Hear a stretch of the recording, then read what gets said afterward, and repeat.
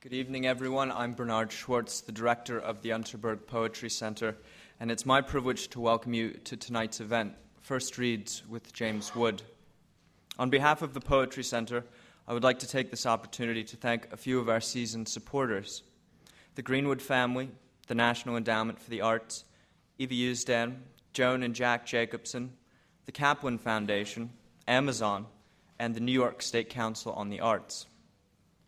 After Mr. Wood's presentation, which will last about 30 minutes, he has kindly agreed to answer questions from the audience. After the Q&A, we invite you all to a book signing and reception in the lounge located through the doors at the back of the hall. Books by Mr. Wood will be available for purchase at that time, courtesy of Barnes & Noble. Please note, for easy reference, we've included a handout of excerpts from Wallace's brief interviews in your printed program. Before we begin, I wanted to just mention that the next event in our main reading series will take place on Tuesday, April 6th, when Ian McEwan will read from his new novel, Solar. For more information on what will be Mr. McEwan's only New York appearance, please visit our website at 92y.org/poetry. And now, please welcome James Wood.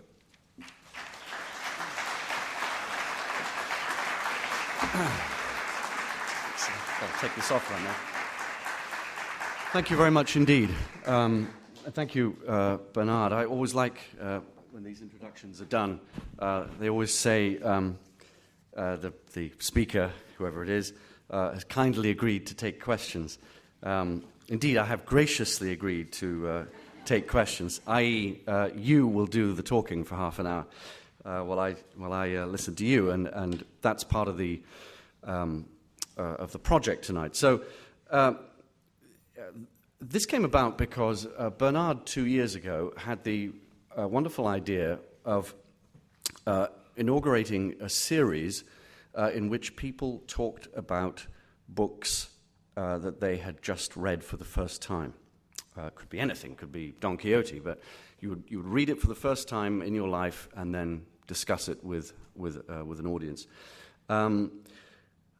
Now, this series, it seems, has never quite got off the ground for the obvious sort of David Lodgian reason that no one actually wants to admit to not having read anything. I mean, you don't come in and sort of say, well, I think I'll choose Middlemarch. And there I was, straining over what to admit to never having read. And a friend of mine, a distinguished critic, was saying to me a few weeks ago, I really think David Foster Wallace's Brief Interviews with Hideous Men is his best book, and a significant book, a really great book. And I know you've never read it, you should read it. And in fact, he was talking about Foster Wallace's own readings, audio readings from this book that he was listening to. And I thought at that point, well, why not? This is a writer who I want to revisit anyway, and it would be an interesting thing to work through my feelings about this writer, try and find what I like in the book, and also to share that with you and ask you what you think about this writer and this book. Some of you will have the book with you, others will have a handout. There should be a handout, a double-sided handout from Foster Wallace, and a single sheet that I hope you have from Beckett, which we will get to. So the first thing... all that is a way, apologia, by way of saying that I don't in any way present myself as a Foster Wallace expert. I reviewed Infant Jest when it first came out in The Guardian over in the UK. I reviewed Oblivion, but I've really not read much else of Wallace's, except, of course, some of the journalism. First thing that occurred to me when it occurs to anyone when you open this book is what an extraordinary ear Wallace has, a wonderful ear for speech. And I just want to share with you I wrote some of the phrases down, some of them will be familiar to you. I'm just going to give you a digest.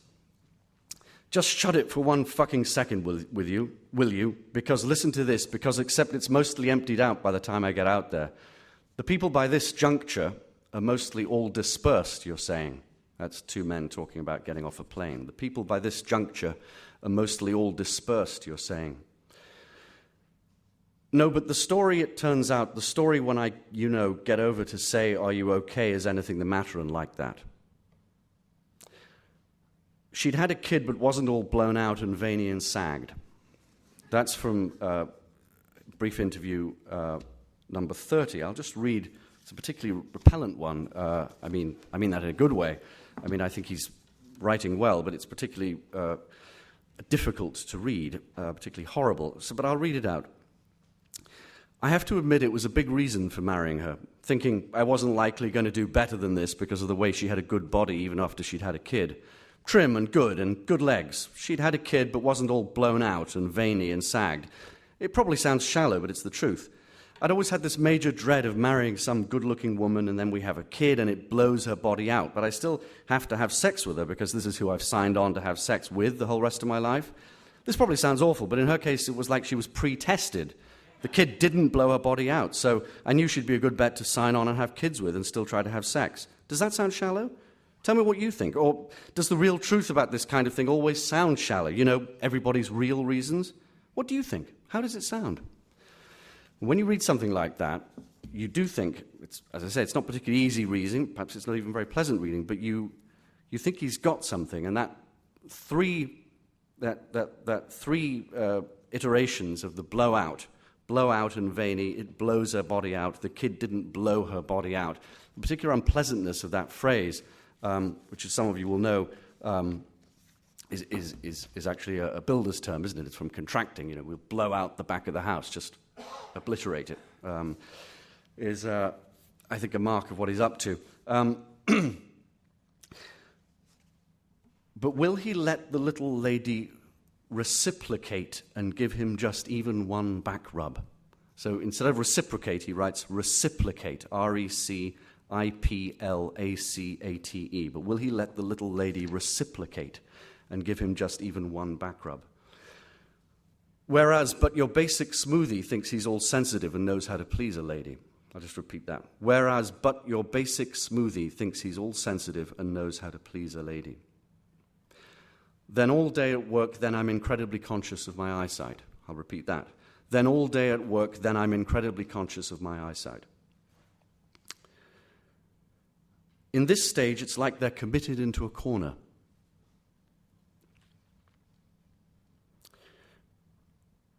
All I'm saying is, who are we to say getting incested or abused or violated or whatever, or any of those things, can't also have their positive aspects for a human being in the long run? That's a very good one, too. That's the... I'm assuming that most of you read the book. For those of you who haven't read the book, and we'll get to the content in a minute, a great deal of the book is taken up in the form of supposed interviews with a number of unpleasant men, psychotics, sadists, common or garden misogynists, and so on. This particular brief interview, the one I was just quoting from, is a man who starts out, like most of these interviews, seemingly fairly normal. He talks about Viktor Frankl's book, Man's Search for Meaning. It's a great, great book. Frankl was in a camp in the Holocaust, and the book comes out of that experience. It's about his experience in the human dark side and preserving his human identity in the face of the camp's degradation. As the interview begins to turn, so it becomes clear that this person is obsessed with extracting from Frankl's book, and indeed from the Holocaust, a rather peculiar backdoor moral, which is that maybe it's a very good thing to have horrible experiences because you learn, certain things. Suffering makes you stronger, and so on. But again, he goes on and on about this in relation, first of all, to the Holocaust, and then, more troublingly, in relation to a particular woman. He seems to suggest that he's married to someone who was raped, and that actually, if you look at it in a certain way, this kind of experience could have its positive effects. And then towards the end of the interview, he seems to suggest that he isn't married to this person, or this person doesn't exist, and that such an experience might have happened to him. But I'll just read out the paragraph that I was quoting from. All I'm saying is, who are we to say getting incested or abused or violated or whatever, or any of those things, can't also have their positive aspects for a human being in the long run? Not that it necessarily does all the time, but who are we to say it never does in a knee-jerk way? Not that anybody ever ought to get raped or abused, not that it's not totally terrible and negative and wrong while it's going on, no question. Nobody would ever say that, but that's while it's going on. The rape or violation or incest or abuse while it's going on. What about afterwards? What about down the line? What about the bigger picture then of the way her mind deals with what happened to her, adjusts to deal with it, the way what happened becomes part of who she is? All I'm saying, it's not impossible there are cases where it can enlarge you, make you more than you were before, more of a complete human being, like Viktor Frankl. Or that saying about how whatever doesn't kill you makes you stronger. You think whoever it was said that was for a woman getting raped? No way. He wasn't being knee-jerk. And of course, this is a good gag, isn't it, about Nietzsche, who said that. And probably the first thing we think of when we think of Nietzsche and women is his aphorism, always carry a whip when you are in the presence of a woman. So that's Foster Wallace's nice way of undermining the guy at the end of the paragraph. I'm just going to give you a few more of these great phrases. Those upscale, micro-brewed flash fictions that have become so popular in recent years. Of course, he does a few flash fictions of his own in this book. Whether they're micro-brewed or not, I don't know. The sunlight through the big windows was noon-colored and made the crowded franchise feel like a greenhouse. In the same story, which is called Adult World, two people are sitting in a fast food joint, and the former lover is looking at his former lover drink a cup of coffee and thinks to himself, plus and how she always drank her coffee with two hands around the cup, even in a hot environs like this one before. Like this one here. So, plus and how she always drank her coffee with two hands around the cup, even in a hot environs like this one here. And perhaps my favorite is a smooth chap near the end of the book, another brief interview with a hideous man, who talks about a girl he picks up and says this to the interviewer.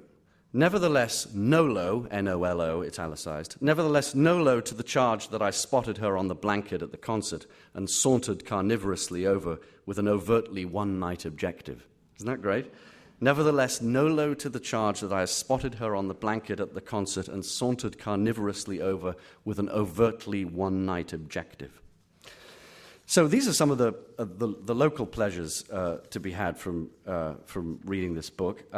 They put me in mind of a novelist I'm fond of, who I think doesn't get enough attention generally, and that's Norman Rush. Anyone who has read either of his two large novels, Mating or Mortals, particularly perhaps Mating, will know how very good he is at this kind of Foster Wallace-like switching of registers, crazy, jumbled up language, stuff like this je, J-E-U, this is Rush now, this je maintained its facetious character, but there came a time when I began to resent it as a concealed way of short-circuiting my episode of depression, because he preferred me to be merry naturally. It's absolutely bizarre, isn't it? This je maintained its facetious character, but there came a time when I began to resent it as a concealed way of short-circuiting my episode of depression, because he preferred me to be merry naturally. Or, again, Rush, I was manic and global. Everything was a last straw. I went up the hill on passivity and down again. And of course, we understand why Wallace is doing what he's doing. There's a good American tradition, I think stronger in this century than British fiction has been, devoted to really capturing speech and really capturing the movement of consciousness.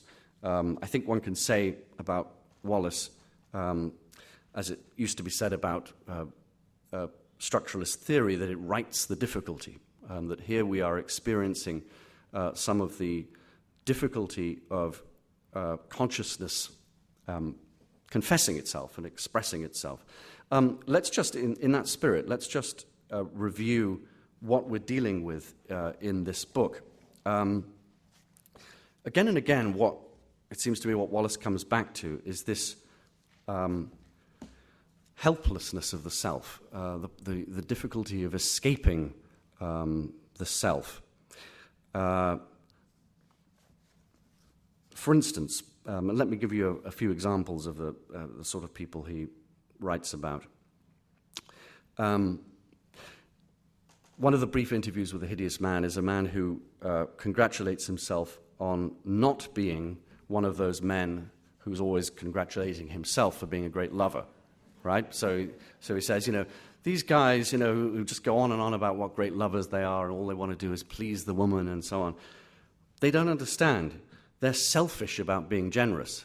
There's a very comic moment, that, because he seems to alight on this as if he's just invented this truth. They're selfish about being generous. And then he says, the secret is you've got to both give the little lady pleasure and be able to take it. Don't forget it's about her. So he presents himself as the antithesis of this vain lover. He's the person who would really give pleasure to a woman because he's not thinking about what a great lover he is. As so often in these brief interviews, of course, he gives himself away, or rather gives his own attitude to women away with that telltale little lady. The secret is you've got to both give the little lady pleasure and be able to take it. And then, as I just read, he says, don't forget it's about her. But this not forgetting is entirely the problem with most of these men, and not just the men in this book. Actually, they would do well to forget. The problem is they can't forget. And as soon as, of course, we imagine this man not being able to forget that he has to give the little lady pleasure, we can imagine that he probably isn't a very good lover. Even something that looks like even a little brief story, a page and a half, that looks like a parable about how one needs to empathize with others. It's the one about someone who's having recurring dreams about being blind and wakes up crying from these dreams, thinking he's blind, and then realizes he isn't blind anymore, and then says, then I go to work, but I can't stop thinking about it. I see someone blind on the street, and I suddenly realize what it is to be blind, and so on. Even a little story like that, which might seem to be just a straightforward parable about the importance of putting one's feet in other people's shoes, is actually more, I think, about the entrapment of solipsism, because even that story, I think, is more taken up. The narrator is more taken up with his melodrama of the dream and the day that follows the dream than I think empathy itself. What he actually says is, then all day at work, this is where we get one of these repeated thens, then all day at work, then I'm incredibly conscious of my eyesight and my eyes, and how good it is to be able to see colors in people's faces and to know exactly where I am, and of how fragile it all is, the human eye mechanism and the ability to see, how easily it could be lost, how I'm always seeing blind people around with their canes and strange-looking faces, and I'm always just thinking of them as interesting to spend a couple of seconds looking at and never thinking they had anything to do with me or my eyes, and how it's really just a lucky coincidence that I can see instead of being one of those blind people I see on the subway. And all day at work, whenever this stuff strikes me, I start tearing up again, getting ready to start crying and only keeping myself from crying because of the cubicle's low partitions and how everybody can see me and would be concerned, and the whole day after the dream is like this, and it's tiring as hell. My girlfriend would say emotionally draining. And I sign out early and go home, and I'm so tired and sleepy I can barely keep my eyes open. And when I get home, I go right in and crawl in bed at like 4 in the afternoon and more or less pass out. So again, that's only about, you're looking at it there, it's about a page and a half. And again, you get that typical Wallace modulation. It looks like it's going to be about empathy, and actually it's starting to curdle, isn't it? It's starting to turn away from the other, back to his own melodrama, how emotionally draining it is and tiring, and he can barely keep his eyes, and he has to go back to bed. And of course, the comedy of recurrence is that these are recurring dreams, so presumably when he goes back to bed to have another dream about being blind. It doesn't look like release to me. One of the other brief interviews is with a man who spends most of the interview warning the woman, presumably the woman he's going to go out with, that he has a tendency to lose interest and to drop his girlfriends. And of course, the more he goes on about it, the more he seems to be trying to absolve himself and prepare for what's going to happen. And he rather wonderfully says at one point, "I'm praying you'll be able to see that my telling what always happens is a kind of proof with you that I don't want it to happen." But of course, when we read that, we realize that to confess something in Wallace is not to stop it happening, but it's to inoculate yourself against it so that it can happen.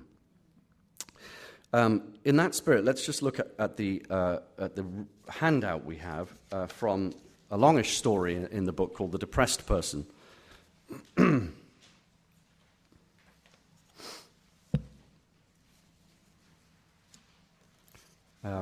So let's just look at the first bit on page 47. I didn't photocopy this because I think it's the best piece of writing in the book. I photocopied it because it seemed to me a very characteristic bit of Wallace writing, with its sort of brilliant manipulation of technical argot and discourse. The ICFET, by the way, is a reference to the inner child-focused experiential retreat weekend. For those of you who haven't read the story, this is a story, we laugh, but actually it's a sort of unbearable story, both in its undertow and in a way also to read, I think deliberately on Wallace's part. It's about a depressed woman whose every living hour is an agony, is what Wallace writes, and who has been having therapy with a very sort of non-judgmental woman who actually kills herself towards the end of the story. But the depressed person is so wrapped up in her own depression that she can't really absorb this fact and can't really absorb her therapist as another person, nor can she absorb the fact that the friends she speaks to on the phone, who represent her emotional support group, also have lives, including one of them who has terminal cancer. In the ICFET retreat weekend small group drama therapy room, other members of her small group had role-played the depressed person's parents and the parents' significant others and attorneys and myriad other emotionally toxic figures from the depressed person's childhood, and at the crucial phase of the drama therapy exercise had slowly encircled the depressed person, moving in and pressing steadily in together on her, so that she could not escape or avoid or minimize, and had, i.e. the small group had, dramatically recited specially prescripted lines designed to evoke and awaken blocked trauma, which had almost immediately provoked the depressed person into a surge of agonizing emotional memories and long-buried trauma, and had resulted in the emergence of the depressed person's inner child and a cathartic tantrum in which the depressed person had struck repeatedly at a stack of velour cushions with a bat made of polystyrene foam, and had shrieked obscenities and had re-experienced long pent-up and festering emotional wounds, one of which being a deep vestigial rage over the fact that Walter D. Walt D'Alessandro Jr.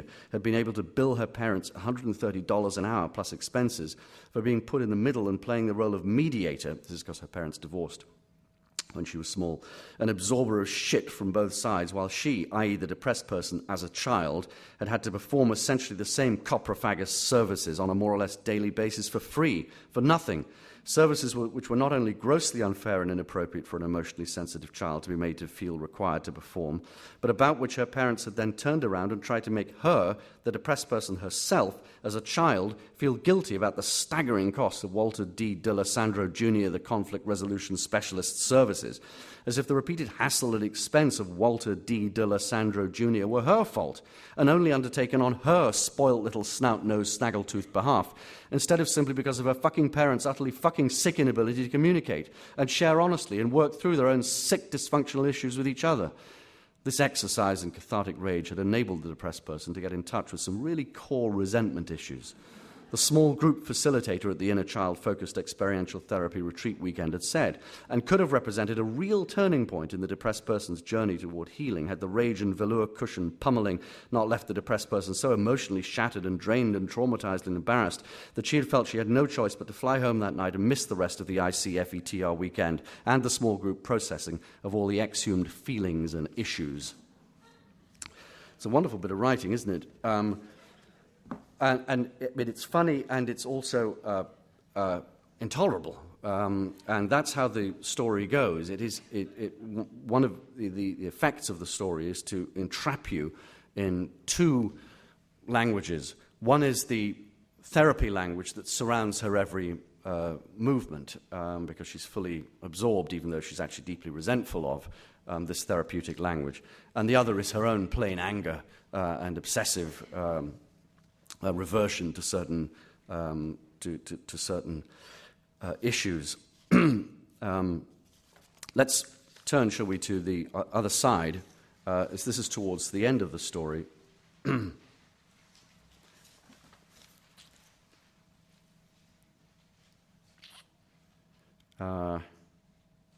So she's here talking to a friend in her support network, and we've just beginning to realize that this friend is ill herself. Let's go from the bottom of 67, 5 lines up. And the depressed person shared that she was taking the additional risk of revealing, even more frightening, that this shatteringly terrifying set of realizations, the set of realizations are that she's come to understand that she doesn't care that her therapist died, that the therapist doesn't have any reality for her as a person, and she is able to see that there's something wrong in her not to be able to acknowledge the otherness of this person. And the depressed person shared that she was taking the additional risk of revealing, even more frightening, that this shatteringly terrifying set of realizations, instead now of awakening in her any feelings of compassion, empathy, and other directed grief for the therapist as a person, had, and here the depressed person waited patiently for an episode of retching in the especially available trusted friend to pass so that she could take the risk of sharing this with her, that these shatteringly frightening realizations had seemed terrifyingly merely to have brought up and created still more and further feelings in the depressed person about herself. At this point in the sharing, the depressed person took a time out to solemnly swear to her long-distance, gravely ill, frequently retching but still caring and intimate friend that there was no toxic or pathetically manipulative self-excoriation here in what she, i.e. the depressed person, was reaching out and opening up and confessing, only profound and unprecedented fear. The depressed person was frightened for herself, for, as it were, herself, i.e., for her own so-called character or spirit, or as it were, soul, i.e., for her own capacity for basic human empathy and compassion and caring, she told the supportive friend with the neuroblastoma. She was asking sincerely, the depressed person said, honestly, desperately, what kind of person could seem to feel nothing? Nothing, she emphasized, for anyone but herself. Maybe not ever. The depressed person wept into the headset telephone and said that right here and now she was shamelessly begging her currently very best friend and confidant in the world to share her, i.e. the friend with the virulent malignancy in her adrenal medullas, brutally candid assessment, to pull no punches, to say nothing reassuring or exculpatory or supportive which she did not honestly believe to be true. She trusted her, she assured her, for she had decided, she said, that her very life itself, however fraught with agony and despair and indescribable loneliness, depended at this point in her journey toward true healing on inviting, even if necessary, laying aside all possible pride and defense and begging for, she interpolated, the judgment of certain trusted and very careful selected members of her supportive community. And so we get the point, of course, when we read this, that even as she's excoriating herself for not feeling anything for other people, she's simply wrapping herself in a further layer of solipsism. There's quite literally no escape. This is something I think that Lydia Davis does very well in her stories too, this intolerable spillage of the self, even if as you're trying to clear it up, as it were. You're just creating more mess because you can't get rid of this buzzing in your head, and you can't get rid of an entrapping self-obsession. And I think we probably think of other writers, Thomas Bernhardt, for instance, who is also brilliant at this sort of repetitive, hammering monologue. I know also that Wallace was a great admirer of a book I too think is a great book by David Markson, Wittgenstein's Mistress, which isn't quite as, well, it is repetitive in its way, and it's certainly about someone who can't escape herself. So, now I just have to look at my notes. One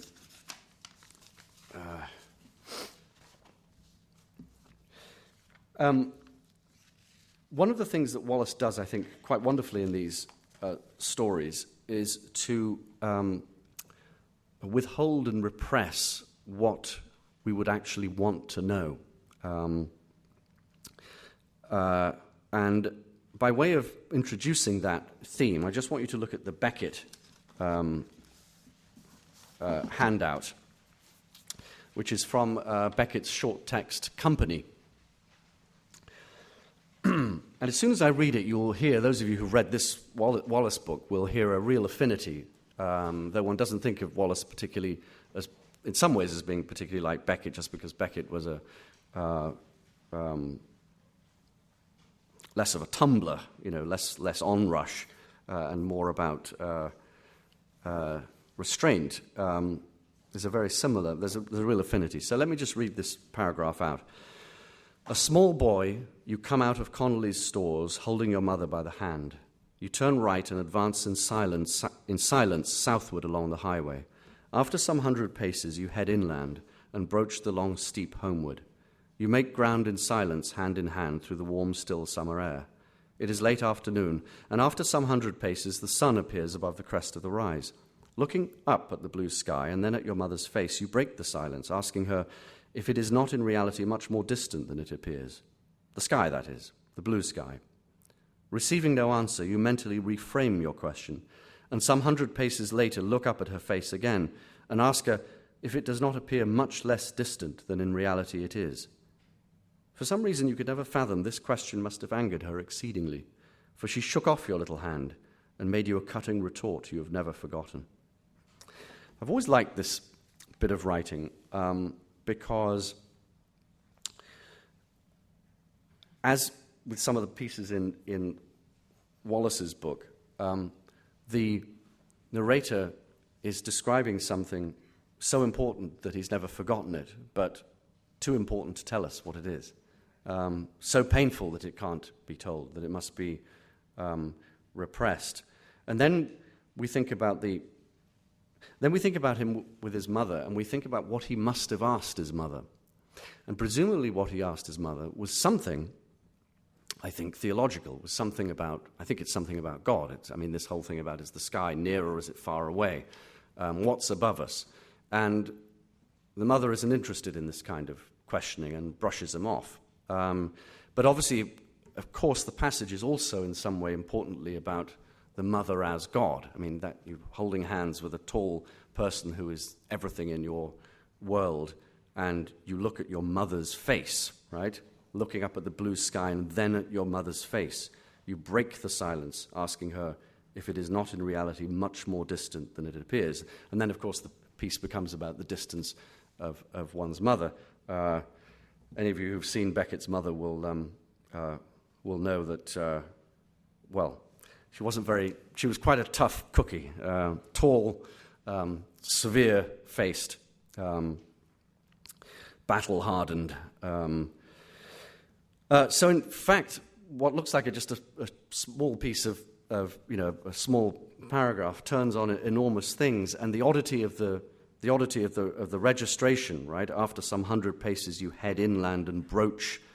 You broach a subject, don't you? You broach the long, steep homeward. You don't usually think of walking as broaching. But this peculiar almost sort of automaton-like control of the language comes to seem like a defense against something very painful that must not be allowed to get into the text. Wallace does a little bit of that, doesn't he, in this book? There's a brief interview with a hideous man who likes tying women up.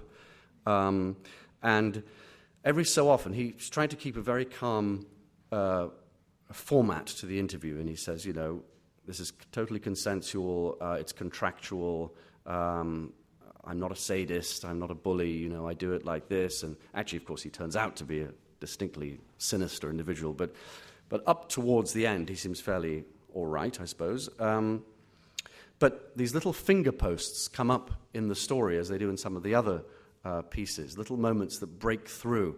And one of them, indeed, is about his mother. He starts talking about his mother, who was a psychiatrist, and how she experimented on her children, and how she sort of ran hot and cold.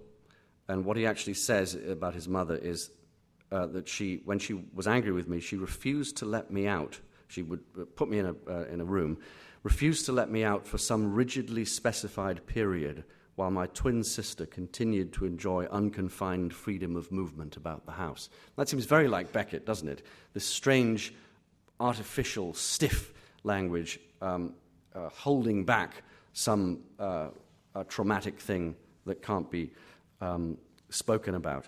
The pieces in this book that turn on ellipses, some of you will know them. Forever Overhead, the boy on the about to dive into the pool. We don't know what he's frightened of, really, or what's going to happen when he dives into the pool.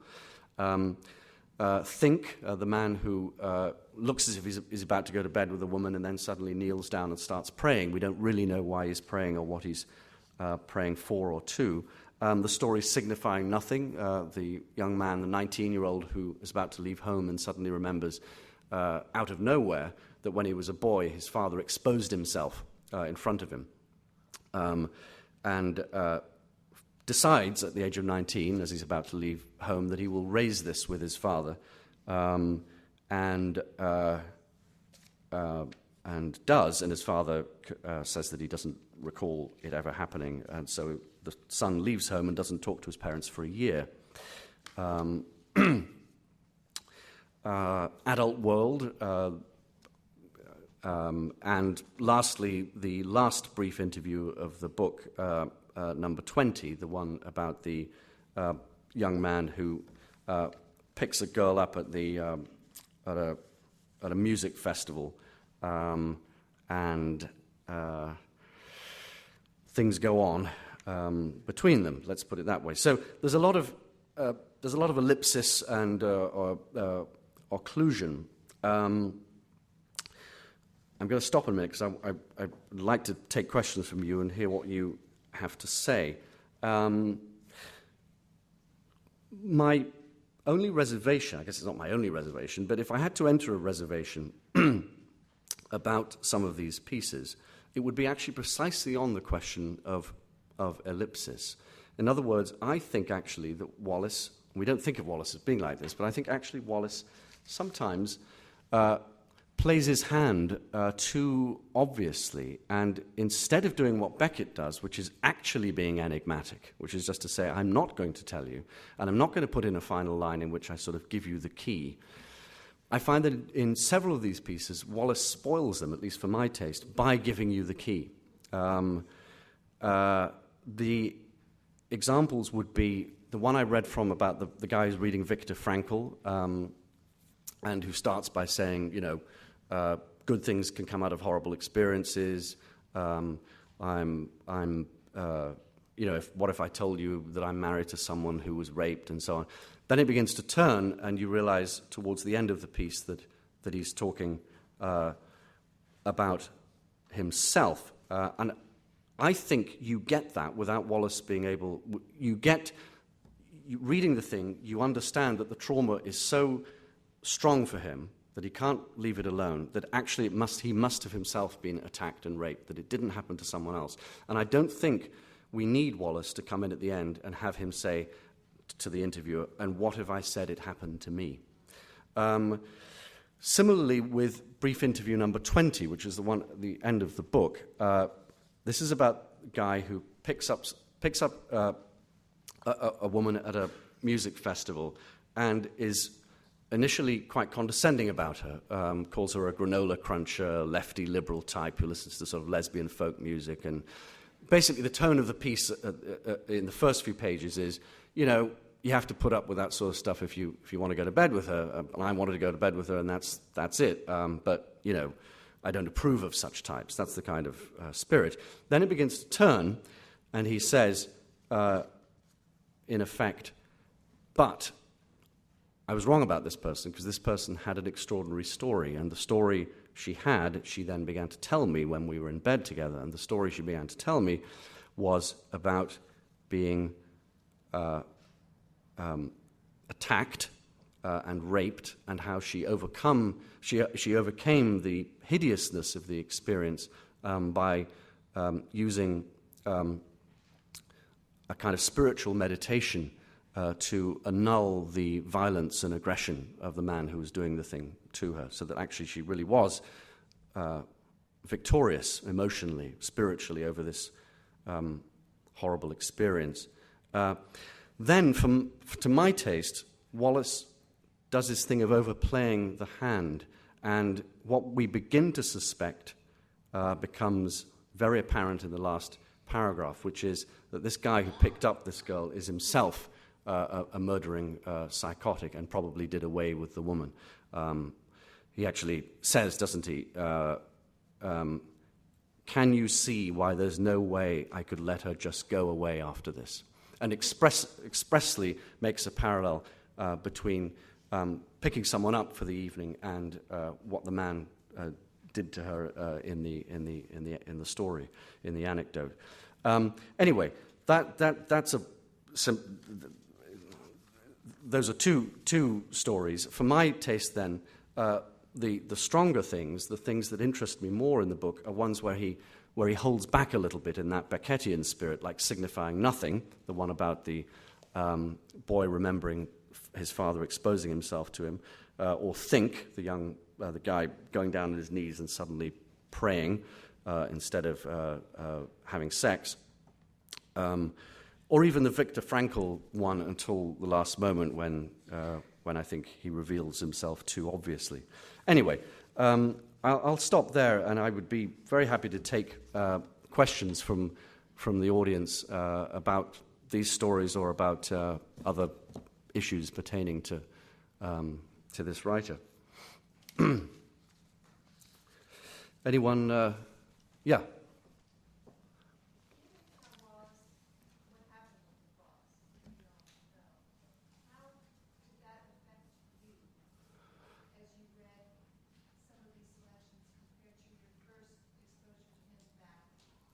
Yeah. Yeah.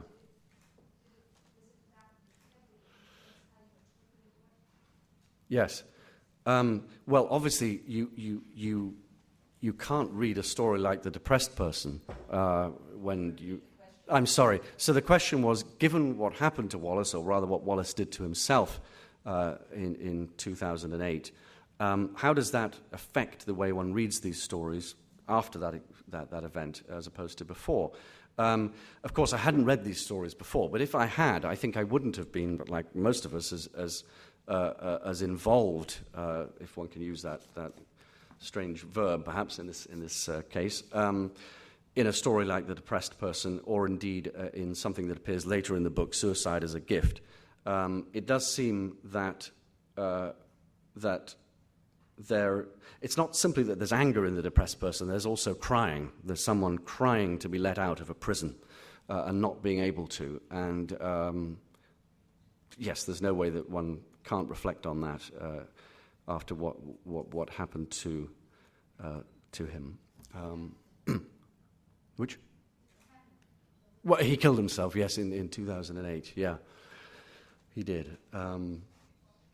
So, other questions? Yeah.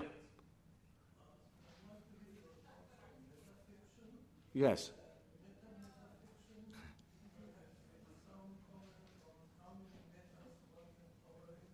Yes. Yes. So this is a question about metafiction and metafiction and metafiction and how many metas one can tolerate without losing one's mind entirely. Of course, that is Wallace's theme in a way, that you will lose your mind, but that also you can't escape meta. That's just the way it is. And it doesn't need to be, we don't even need to think about it as a sort of technical matter of fiction being self-conscious and then self-conscious about self-consciousness. If we just take it back to this question of our own consciousness and our own minds, as I suggest, the very moment that we're apologizing for ourselves, we're generally not apologizing for ourselves. That is meta-consciousness, and it should drive us a bit mad, I think. That's the theme of Wallace that I respond most strongly to. There are probably people in this audience who haven't read very much of him, and it might seem that the caravan of vileness that I've just walked with in the last 40 minutes is sort of slightly repellent. But it needs to be said that I think he's a very moral writer, and these are, of course, I wouldn't want to overplay the moral thing, but these are real critiques of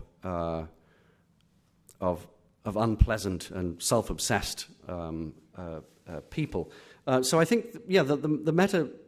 Of course, I'm aware of one of my own resistances to Wallace has been precisely on that question. I'm sure those of us who are resistant to Wallace or have been, it will always turn on this question of how much meta you can take. And probably even die-hard fans of Wallace's find some of the pieces in his books to be a little too wrapped up in seven veils of meta. But I think the strongest ones managed to make that the very theme. Yes?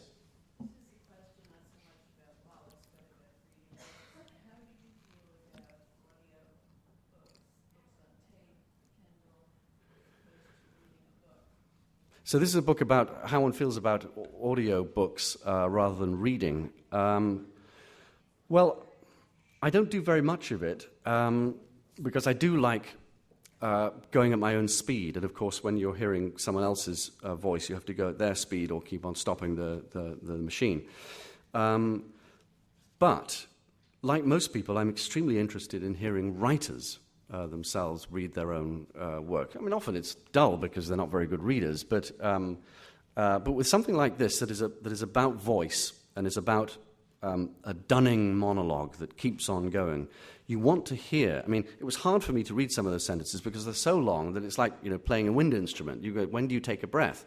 And it would be very interesting to hear Wallace. There are, as I say, recordings available of him reading from this book. To hear him pacing these. I mean, does he do it faster than I did? Of course, he has an American accent. There's something slightly absurd about hearing me do it in my English voice. But does he do it faster? Does he do it slower? When does he stop? When does he pause? Or does he not pause?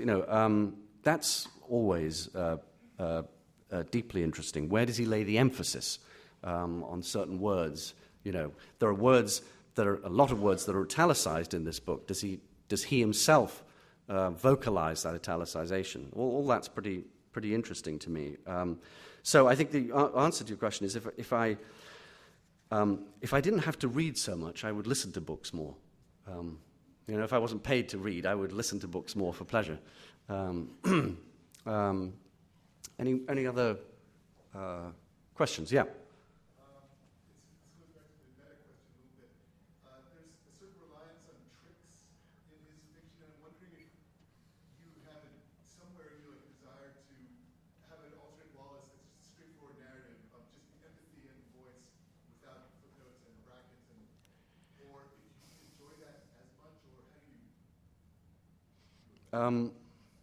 Here's the thing.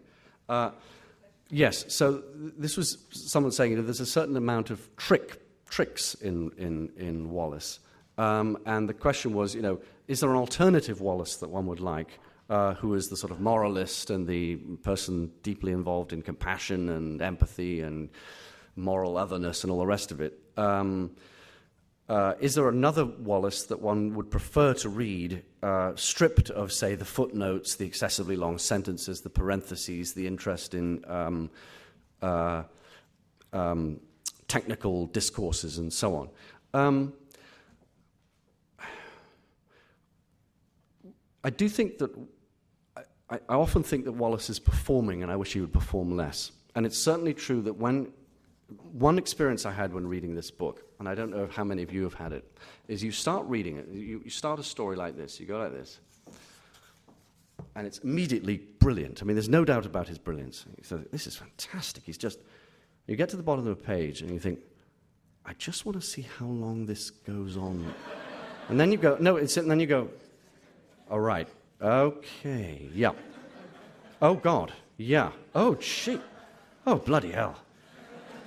And we know about him. It's stronger in the story collection called Oblivion. He'll just do 30 pages of that kind of FEC, IT, depressed person stuff. And he had good, rigorous reasons for wanting to do so, mimetic reasons.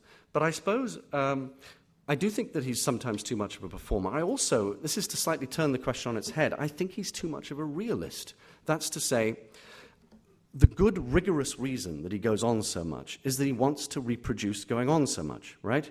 I mean, that's what, personally, I don't like about Tristram Shandy. The problem with Tristram Shandy is, the problem with digressions is that they're digressive. That's my own, take on it. But I think if there is a criticism, it's that he's too much of a realist, that he wants mimetically, when he's writing something like a depressed person, he starts out, I think, in his mind, he's sort of saying, now, you will experience, word for word, minute by minute, her self-obsession, her inability to get beyond herself, her contamination by this appalling therapeutic language, her anger at that contamination. You will experience it and you will suffocate by the end of the story. And that is not to be disdained. That's a serious thing. But I suppose if I want him to be a different writer, it would be to be less of a realist, to say, well, this is what form exists for. Form exists, as Henry James rightly says, as a circle. Really, says James, universally, human relations stop nowhere. And the business of the artist is to draw a circle beyond which they may, around which they seem to stop. There's nothing wrong with form in that regard. We can actually make do with 5 pages, it seems to me, and still have a pretty strong feeling of the suffocation and not need 25, perhaps. But that's being very heretical indeed. I would say, on the other hand, I'm not sure either I want the moral philosopher, sentimental, because I think that part of Wallace is a little bit sentimental. And I noticed, I was just reading on the train coming down, I was reading Zadie Smith's essay in her new book about Wallace. It's a very interesting essay in all sorts of ways. But I think one thing that she, again, to use the word overplays, is that she's so concerned to defend Wallace against his naysayers as a serious, moral, compassionate, moral philosopher kind of writer, that she takes several of these stories and reads them as straightforward moral parables. She reads, for instance, the last brief interview, number 20, as simply a sort of straightforward parable about a cocky man who picks up a girl, wants to have a one-night stand with her, is absolutely dumbstruck and destabilized by the story she tells about overcoming the rape experience, and is thus a changed man. And I don't see how you could possibly read the story and not realize that in a sort of McEwan-like way, Wallace is creeping up on you and continually suggesting that the man himself, the man who's telling the story, the cocky young man, has extremely sinister designs. She reads the story signifying nothing, the one about the boy who remembers his father exposing himself, as again a story about simply healing oneself. In her narrative, the boy recalls this trauma, is angry with his father, and then, with no analysis, but simply a kind of spiritual self-overcoming, forgives his father, and after a year's silence, and goes to have dinner with him at a restaurant. And he heals himself by empathetically becoming his father. I read it in a completely different way, which is I think one needs to take the title of the story seriously, signifying nothing, which is that I think that it probably didn't happen and that the boy simply made it up for his own reasons, that actually there's a deep anger. And I don't think that when he goes to have dinner at the end of the story with his parents, that it's all hunky-dory, as I think she does. Let me just read to you So this is after a year of silence. He's been furious with his father, and then he says to himself, "Well, maybe I can forgive my father. Maybe I can understand that, why he would have repressed the experience of taking his penis out and waving it in front of my face." Little by little, it seemed like the moral of a memory of any incident that weird is anything is possible. After the year, I got to this position in my attitude where I figured that if my father was willing to forget about the whole thing of me bringing up the memory of the incident in the van, and to never bring it up, then I was willing to forget the whole thing. I knew that I, for fucking a goddamn sure, would never bring any of it up again. There's, by the way, a classic, subtle moment of Wallace's novelistic talent, because as soon as you read that, you think, well, hang on a minute, you're the person that keeps on bringing it up. It's no good saying, I'm never going to bring it up again. He's the reason that the story exists. He can't leave it alone. So a year of silence goes by, and then he decides, okay, I'll pick the phone up, I'll talk to my parents. And the family decides to go to an Italian restaurant. He enters the restaurant. Parents are already there. My father said, "You're late." His face had zero expression either way. My mom said, "I'm afraid we already ordered. Is that okay?" My father said they had ordered for me already, being as I was a little late getting there. I sat down and smilingly asked what they ordered me. My father said, "A chicken pesto dish thing your mother ordered for you." Although actually, wonderfully, either by Wallace's invention or by typo, it's here as chicken presto. Isn't that wonderful? A chicken presto dish thing your mother ordered for you. God, I'd love to see the manuscript of that. I said, "But I hate chicken. I always hated it. How could you forget I hate chicken?" We all looked at each other for a second around the table, even my littlest sister and her boyfriend with the hair. There was one long split second of all looking at each other. This was when the waiter was bringing everybody's chicken. Then my father smiled and drew one of his fists back jokingly and said, "Get the fuck out of here." Then my mom put her hand up against her upper chest, like she does when she's afraid she's going to laugh too loud, too hard, and laughed. The waiter put my plate in front of me, and I pretended to look down and make a face, and we all laughed. It was good. Well, do you read that thinking, okay, it's all right? No, I don't, actually. I actually think the moral of that story is not, oh, wow, he healed himself and he empathized with his father. And no, I think the moral of that story is more like The Godfather, right? They pull you back in, right? I mean, the point is he's leaving, he's trying to leave the house. He's 19. The story begins with, I was getting ready to leave my parents' house, and I suddenly remembered this thing my father did to me when I was 9. And sure enough, how does it end? He can't leave. He's back with the family ordering chicken presto for him. So I would beware of the... so just a long way of answering your question, I'd also be aware of the other... of wanting to simply go from, okay, I won't take the performing side of Wallace. I'll go for the moral philosopher, which is the sort of Zadie Smith thing. Not quite, to be fair, because she also likes the performer in him. But because I don't think that's the best side of him, and I actually don't even think it's there particularly. I think... as I say, we should take signifying nothing fairly seriously. Yeah. There's a story by Nabokov called Signs and Symbols, Yeah. which ends with a phone call. And the story is set up such that by the end of the story, the reader is given to wonder, and it's not answered, who's on the other end of the phone? Who's placing the call? And when you ask people who've read the story, who is it? There are two options, basically, that Nabokov sets up. One is, it's a wrong number. The other is, it's the mental hospital where their son Yes. is kept, and it is a call in the middle of the night to say he's killed himself. I find that when I ask people who's calling at the end, it divides down the middle. Some people say it's a wrong number, Right. which is set up in the story. Some people say it's the hospital saying the son is dead. Brief interview 20 that you mentioned, Yeah. in which you say it's quite clear, it would seem it's quite clear by the last paragraph, that the narrator would probably be the kind of sex fiend who does the things that he describes. Yeah. Zadie Smith says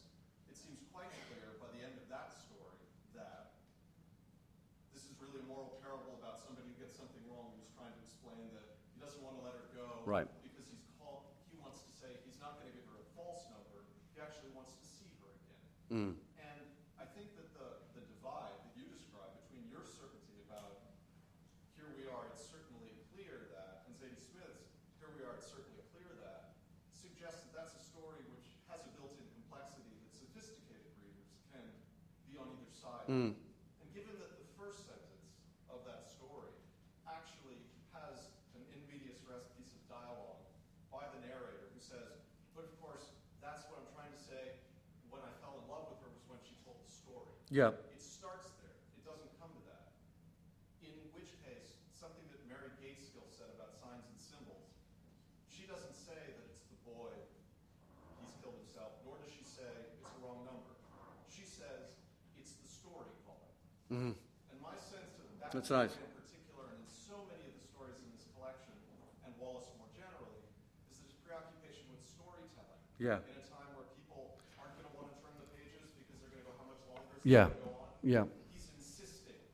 And one of the things I find interesting is if one listens to that story particularly, which is 55 minutes read, goes by in a heartbeat, and you could say it's a failure of the story if you feel you are having to turn the pages. It's just interesting how easy it is to listen to. Yeah, no, I accept that. And I do also think, well, thank you very much for that. I hope most of you heard that. I certainly think that one of the things that he's writing about in that last brief interview, and quite consciously doing, is to try to put you in the queasy position, because it is about listening to an anecdote, of listening to someone who is a writer. In other words, this young man who is who is telling the interviewer about what happened to this young woman, waxes very, very lyrical in a sort of Updikean or Nabokovian way about what it must have been like when she was, pressed down against the gravel. She must have smelt various flowers, and she was wearing a certain kind of cotton dirndl and so on. And you think as you're reading this, hang on, there's something not good about this. This isn't detail I need to know. It's not detail that he probably could have known quite in the way at least he's reproducing it. And what one actually feels is, interestingly, entrapped by a storyteller, a very good storyteller. And I think he does want you to think about that. After all, the story does end of story, doesn't it? So thank you for, absolutely, I think that's entirely right. So I should reformulate my phrase. I don't think one is certain at the end that he's the sort of person who killed her or even did kill her. But I also don't think that he's just all good. I think none of these guys are all good. Yeah. Sort of a two-part question. There are certain stories in this book that I've never been able to make sense of. Oh dear. You're going to ask me. No, it's something like, the first part of my question is, what do you make of a story like the diving board story, or even more puzzling, the story about the Nobel laureate? Yes. And then more generally, what do you think the shape of the book is? I mean, Hugh may have a trajectory through the book, but in general, what do you make of the book? What is the book? Right. You see, that was a trick question. You said it wasn't going to be, and now it is. I don't think, to be honest, that I've spent enough time with the book to really have worked out its form. It's clear that these brief interviews come back to certain themes and issues. With the boy on forever overhead, the boy about to jump off into the swimming pool, I don't quite know what to make of it. I think its power is that one doesn't know quite the source of his dread, and that it seems at some level quite deeply metaphysical. He's on the board. He does and doesn't want to dive in. He does want to because everyone else is doing it and feels he needs to, but he also seems to be afraid. And there's also this suggestion, isn't there, of a constant human traffic that seems something like life itself. I mean, he stands on the board, doesn't he, and sees almost quite literally the remains of people. I mean, what they've left behind once they've gone. The actual, let me just find it's rather beautiful, actually. But at the end of the whiteboard, so here he is on top of the diving board, frightened, it seems terribly far below. the edge, where you'll come down with your weight to make it send you off, there are two areas of darkness, two flat shadows in the broad light, two vague black ovals. The end of the board has two dirty spots. They are from all the people who've gone before you. That's where I think it's quite beautifully metaphysical. Your feet, as you stand here, are tender and dented, hurt by the rough, wet surface, and you see that the two dark spots are from people's skin. They are skin abraded from feet by the violence of the disappearance of people with real weight. More people than you could count without losing track. The weight and abrasion of their disappearance leaves little bits of soft, tender feet behind, bits and shards and curls of skin that dirty and darken and tan as they lie tiny and smeared in the sun at the end of the board. They pile up and get smeared and mixed together. They darken in two circles. I don't know. I haven't answered it. But the basic answer is that I don't know what the form of the book is yet. And if I thought more about it, it might come to me or not. Should take perhaps one more question, and then I'll take that one front. I'm not sure. One thing I thought of with some of these stories was Dostoevsky's notes from underground. Yeah. That way that you almost sympathize and you recoil and you're constantly moving around. Yes. As you're wriggling. Yes. As you're reading the stories. I guess a question that I had is, one, there's a story, Datum Centurio, which I couldn't read it, and I didn't read it. But Right. what is that about? The other question is, when you say he has a wonderful ear, which he does, do you think any of this is overheard? Is it the whole thing has to be imagined, but there's some here, because the people speak very differently. He drops in all kinds of uneducated words here and there. Yeah. It's terribly interesting. Well, you do hear people say the most extraordinary things, and you hear people misuse language in interesting ways, or indeed blend their particular grasp of a professional discourse with a bit of vernacular in ways that's pretty interesting, and one hears that a lot. I mean, the actual truth of it is that if you spend much time listening to conversation, most of it's extremely dull and bland, and of course that points to the fact that such writers.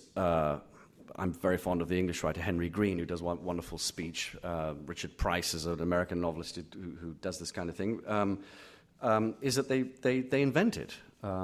They extrapolate from something they may have heard, sure, and then they're making a music up, I think. So probably not much of it is overheard. Though that said, Henry Green did like sitting on buses and listening to people, and liked going to pubs and just sitting quietly in a corner and overhearing people. And it could be that Wallace liked to do the same too. I'd be amazed if he didn't.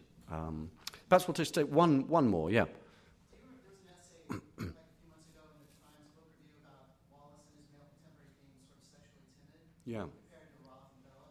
And I hadn't read Brief Interviews in about 10 years, but your excerpts seem to argue against that. What do you think of that? Well, you could say they do and they don't. This was the piece, wasn't it, by Katie Royfey about how, all these young male writers, they don't really have the balls of Mailer and Bellow and so on, and, they don't put their money where their mouth is when it comes to misogyny.